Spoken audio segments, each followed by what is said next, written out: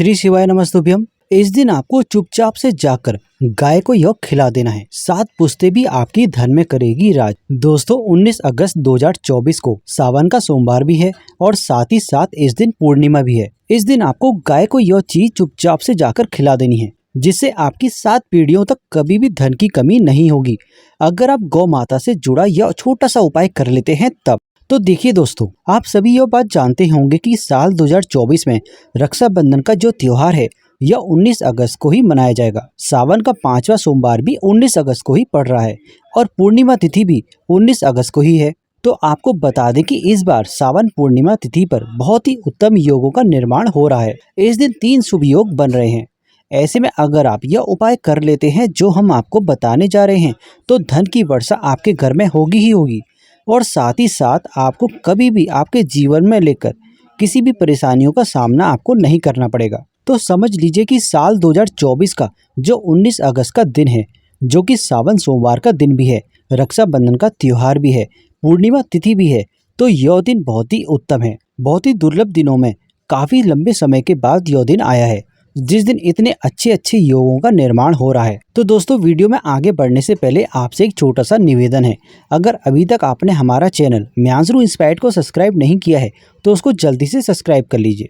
तो चलिए वीडियो में आगे बढ़ते हैं। तो देखिए, सबसे बड़ी बात तो इस दिन लक्ष्मी नारायण योग का निर्माण हो रहा है और इस योग में आप लक्ष्मी माता से जुड़े कुछ उपाय भी कर लेते हैं तो माँ लक्ष्मी इतनी ज़्यादा प्रसन्न हो जाती हैं कि आपको खुद भी इस पर विश्वास नहीं होगा। मतलब आप जो भी माता लक्ष्मी जी से, श्री हरि विष्णु जी से मांग लेते हैं, आपको आपके जीवन में वह मिल जाता है। तो चलिए अब बात कर लेते हैं कि वो कौन कौन से उपाय हैं जो उस दिन आपको करने हैं, क्योंकि यह दिन बहुत उत्तम और बहुत बड़ा है। तो इस दिन के उपाय बहुत ही जल्दी सफल होंगे, तो आप इस मौके को बिल्कुल भी जाने ना दें। तो चलिए अब बात करते हैं सबसे पहले उपाय की, जो कि पूर्णिमा के दिन आपको करना है, क्योंकि स्नान की पूर्णिमा है। देखिए कभी कभी क्या होता है कि व्यक्ति का भाग्य उसका साथ नहीं देता, और जब भाग्य साथ नहीं देता तो व्यक्ति दिन रात मेहनत करके भी अपने जीवन में आगे नहीं बढ़ पाता और लगातार पीछे ही रहता है। धन आसानी से नहीं मिल पाता, घर में दुख कष्ट तकलीफें बढ़ जाती हैं और कभी कभी व्यक्ति के सिर पर इतना ज़्यादा कर्ज हो जाता है कि वो उसको उतारने में काफ़ी समय लगा देता है, या फिर वो उससे इतना ज़्यादा परेशान हो जाता है कि कर्ज उतार भी नहीं पाता। तो देखिए, भाग्य आपका पूरा साथ देता है, साथ ही साथ जो भूल चूक हो जाती है हमसे उसको भी क्षमा मिल जाती है। क्या करना है, आपको थोड़ा सा गंगा जल लेना है और गंगा जल अपने जल में डालकर ही आपको इस दिन स्नान करना है। हर हर गंगे बोलकर स्नान करना है। अगर काला तिल आपके पास नहीं है तो एक चुटकी काला तिल भी आप अपने जल में डालकर फिर स्नान कर सकते हैं। अगर आपके पास काला तिल नहीं है, गंगा जल भी नहीं है, तब आप क्या करेंगे तो इसका भी मैं आपको बता देता हूँ। तो आप अपने घर में जिस जल से भी स्नान करते हैं उस जल से स्नान करते समय आपको सिर्फ हर हर गंगे बोलकर स्नान करना है। इस उपाय को अगर आप अपने घर पर ही कर लेते हैं तो ऐसा समझ लीजिए जितना पुण्य गंगा जल से स्नान करने में है उतना ही पुण्य उस व्यक्ति को स्नान करने में मिल जाता है।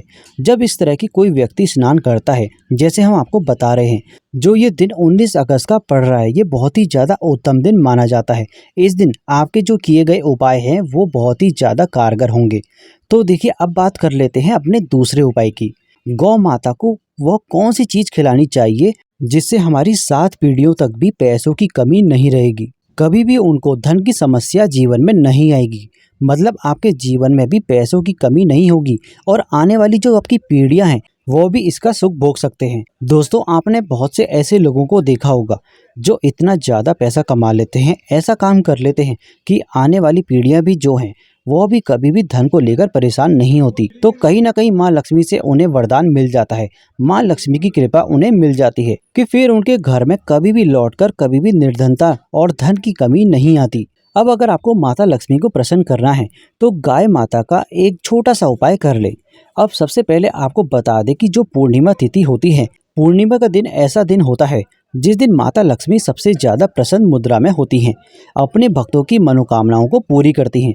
और यह जो 19 अगस्त की पूर्णिमा आई है, साल 2024 के सावन की पूर्णिमा। इस दिन बहुत ही उत्तम योग बन रहे हैं, जिसमें कि सुवन योग भी बन रहे हैं, करण योग भी बन रहे हैं और लक्ष्मी नारायण योग तो बन ही रहे हैं। तो साथ ही साथ आपको बता दें कि नक्षत्र का संयोग भी इस दिन बनेगा। तो ये जो दिन है ये काफी बड़ा है और इस दिन तो माता लक्ष्मी ऐसे समझ लीजिए कि आपसे इतनी जल्दी प्रसन्न होंगी और आपके घर में ऐसी खुशियां भर देंगी कि जीवन में आपको कभी भी किसी भी समस्या का सामना नहीं करना पड़ेगा। अब जो हमारी गौ माता होती हैं, इसमें स्वयं महालक्ष्मी का वास माना जाता है। 33 कोटि देवी देवताओं का वास माना जाता है। जिस स्थान में गौ माता खड़ी भी हो जाती हैं, वह स्थान भी पवित्र हो जाता है। तो आप समझ सकते हैं कि गौ माता का महत्व कितना है। अब आपको करना क्या है, जब आपके घर में रोटियां बनती हैं, चाहे रोटी आप कैसी भी बना लीजिए, चाहे परांठे बना लीजिए, चाहे आप कुछ बना लीजिए, लेकिन आपको सबसे पहली रोटी गौ माता के लिए निकालनी है। यहाँ पर सबसे पहले ही निकालनी है आपको, बस इस चीज़ का आपको ध्यान रखना है। अब देखिए, खाली रोटी तो गाय को खिलानी नहीं है। अब उसमें आपको या तो थोड़ा सा गुड़ रख लेना है या फिर कोई भी चीनी रख लेनी है। मतलब कोई भी मीठी चीज़ भी आप उसमें रख सकते हैं। जैसे आपके पास मिठाई है, कुछ चीज़ है, तो आप उस रोटी में आपको उसमें लगा के खिला देनी है गाय को। इस तरीके से आप कर सकते हैं। अब आपको क्या करना है कि गौ माता को सबसे पहले सुबह सुबह के टाइम पर, अगर आपके पास टाइम है तो कोशिश करें कि सुबह के टाइम पर ही गौ माता को जाकर अपने हाथों से ही यह रोटी खिलाएं और गौ माता की मस्तक पर, उनके माथे पर अपना सीधा हाथ रखकर आपके जो जीवन में जितनी भी समस्याएं आ रही हैं, जितने भी आपके कष्ट हैं, उन सभी को गौ माता को बता दीजिए। अपनी मनोकामनाएं, जो आपकी इच्छाएं हैं, वो भी आप अपनी गौ माताओं को बता दीजिए। जो भी आपकी चाह है, जो भी आपकी मनोकामना है, उसको आप इस तरीके से कह दीजिए।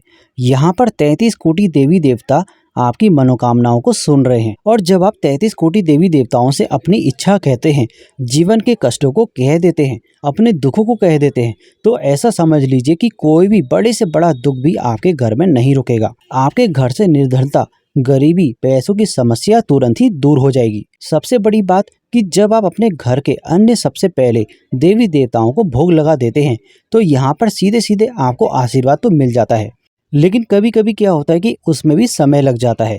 लेकिन यह जो उत्तम योग बन रहे हैं, इस दिन आपको 33 कोटि देवी देवताओं का आशीर्वाद आपको सीधे सीधे मिल जाता है और इसमें आपको बहुत ज़्यादा कुछ करने की भी जरूरत नहीं है। सिर्फ आपको अपने घर का अन्न आपको खिलाना है गौ माता को। तो इस दिन आपको पूर्णिमा के दिन यह करना है। देखिए, जो गौ माता होती है, इनमें हमारे पितरों का भी वास माना जाता है। जैसे कि गौ माता हो गई और जो भी कुत्ते हो गए, जो कुछ वृक्ष भी होते हैं, इसमें भी हमारे पितरों का वास माना जाता है। और ये जो पूर्णिमा तिथि होती है, अमावस तिथि होती है, इस दिन हमारे पितरों को भी प्रसन्न करने के लिए उपाय किए जाते हैं। तो बहुत ही उत्तम उपाय हैं, आप सभी को जरूर करना चाहिए। तो चलिए अब हम बात करते हैं तीसरे उपाय की। क्योंकि सावन की पूर्णिमा है और सावन का महीना महादेव को समर्पित है और महादेव धरती पर इस समय भ्रमण करने आते हैं माँ पार्वती के साथ और अपने सच्चे भक्तों की मनोकामनाओं को पूरा भी करते हैं। तो देखिए, पितरों को अगर आप प्रसन्न करना चाहते हैं और साथ ही साथ महादेव की कृपा भी प्राप्त करना चाहते हैं, तो आपको क्या करना है, यहाँ पर लेना है आपको 3 से 4 चुटकी काला तिल, अपने घर का ही लेना है और आपको लेना है जल और साथ ही साथ थोड़ा सा इसमें मिला देना है गंगा जल। और अब आपको जाना है महादेव के मंदिर में। आप यह काम सुबह भी कर सकते हैं और शाम को भी कर सकते हैं। अब आपको क्या करना है, यह जो गंगा जल और काला तिल आपने जो मिलाया है, महादेव की शिवलिंग पर आपको चढ़ा देना है और साथ ही साथ आपको महादेव से अपनी गलतियों की क्षमा मांगनी है। कुछ इस तरीके से आप उनसे कह सकते हैं कि भगवान, मुझसे जो भी भूल चूक हुई है उसके लिए मुझे क्षमा करें। मेरे जीवन में जितने भी कष्ट हैं उसको आप दूर कर दीजिए। तो इस तरीके से आपको अपनी तरफ से क्षमा प्रार्थना करनी है और साथ ही साथ अपने पितरों का भी ध्यान कर लें।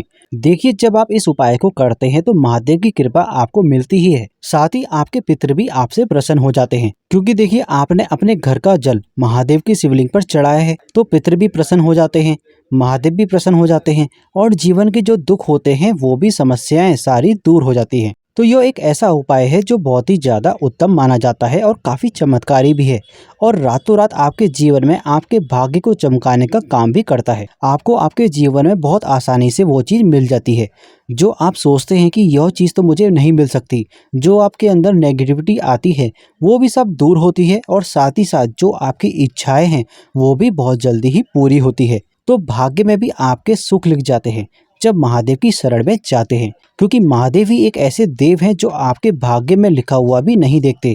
अगर उन्होंने कुछ देखना है तो अपने भक्तों के अंदर भक्ति देखते हैं बस। इसलिए कहते हैं ना कि महादेव का नाम एक भोलेनाथ भी है। जरा सी पूजा से भी वो प्रसन्न हो जाते हैं। अगर कोई महादेव को जल भी अर्पित कर देता है सच्ची श्रद्धा से, सच्चे भाव से, जो अपने पूरे दिल से इस तरीके से सिर्फ जल भी अर्पित कर देता है, तो भी भोलेनाथ उसकी झोलियां खुशियों से भर देते हैं। तो देखिए दोस्तों, ये जो पूर्णिमा की तिथि आई है, इस दिन आपको यह उपाय करने हैं और महादेव की कृपा आपको हमेशा मिलेगी और माँ लक्ष्मी की कृपा भी आप पे बनी रहेगी।